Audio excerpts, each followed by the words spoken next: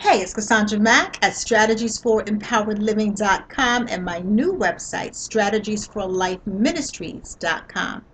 And today I want to talk to you about when people hate you, when people are hating on you for no apparent reason.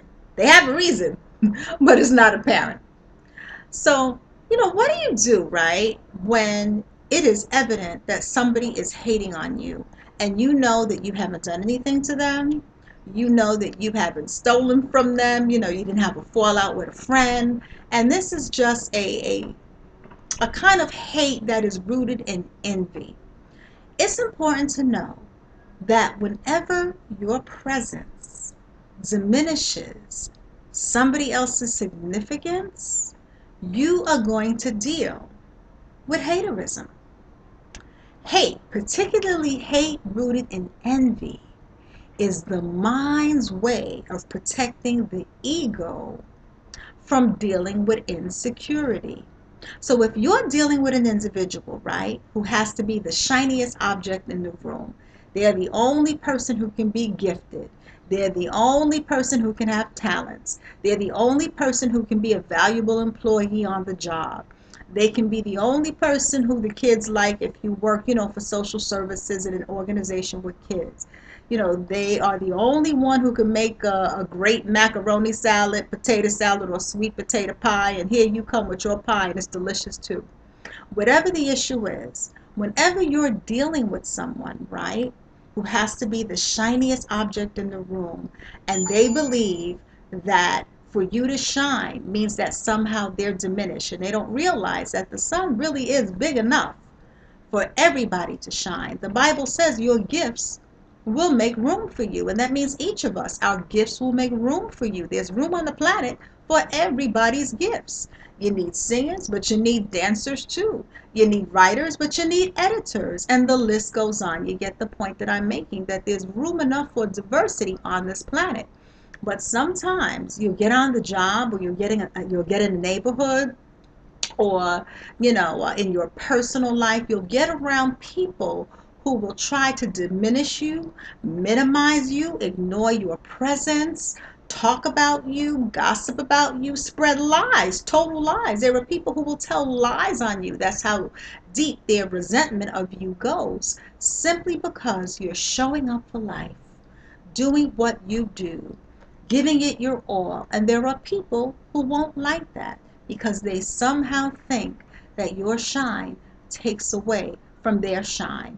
They somehow think that your grind and shine, particularly if you were grinding, you're out there hustling, doing what you got to do to grow your business if you work for yourself, or to just do what you do at work. And there are people who will not like you because of it. I want you to know that their hatred of you is not about you. It's about their own insecurity.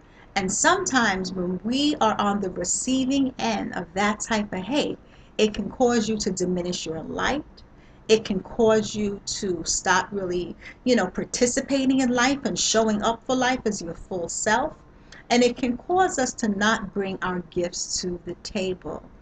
And when you bring your gifts to the table, it really is a gift because we need it all, right? We need problem solvers. We need creative people. We need people who could look at something very quickly, tell you what's wrong with it, and fine tune it. But we also need visionaries. Your gifts will make room for you. And here's the thing about shade, right? Because a lot of times when you're dealing with someone who's hating on you, whether it's on the low, or whether they're openly hostile, right? They're sucking their teeth, giving you the side eye, rolling their eyes. Whenever you raise your hand to talk in a meeting, they're like, oh gosh. And they're making it pretty apparent that they don't like you. They're giving you what I call the mean girl treatment or the mean guy treatment. And they're rallying up the troops, meaning they're getting other people on their side to turn against you. But you know what? They never liked you anyway. They never liked you anyway. It's one of two things. If somebody's mind, right, can be influenced and they don't even know you, they've never had a conversation with you, and they're trusting the opinion of a gossip, of a person who has malice and larceny in their heart over you, then it shows you they either never liked you anyway, they're weak-minded, or they have no backbone. It's one of the three. So why would you even worry about somebody who never liked you anyway, who's weak-minded, and who has no backbone? Now, they may have backbone to be loud and ratchet. That's not having backbone. That's having no class. But they don't have the backbone to get to know you for themselves, to put away their insecurities, and to see the light within themselves. The only reason, right? The only reason why a person puts their shades on. Think about it, right? When a person is throwing shade at you. The only reason a person puts on shades is when they're in the direct path of the sun. When they're in the direct path of the sun. When they are overwhelmed by the brilliance of the sun, that's the only time you really need to put on shades. So what that means is that your light, right? Your loving spirit, your gifts, your talents, the fact that you are in a good place with you, your confidence, your self-assurance is so blinding. It's so brilliant. You give off so much light when you enter in the room. You don't even have to open up your mouth. Your energy goes ahead of you. Your energy speaks for you. And people hate you because of it. So they feel the need to throw on shade because when you enter a room, your brilliance lights up that room. And they don't realize that they have it too. That's the sad thing about haters. They're so busy looking at your light and trying to dim your light that they don't realize that they have light. All they have to do is ignite that power from within, and then they would see how powerful, how gifted, how talented they are in their own right. Everybody's not going to be a great singer. Everybody's not going to be a prolific writer. Everybody's not going to make the meanest sweet potato pie, but there's something you do well. And if you get your focus off of other people and focus on fine-tuning you, there's never a reason to be jealous of somebody else. The thing about a Christmas tree, right, is when you look at a Christmas tree in all of its brilliance, with all of its shiny ornaments, right?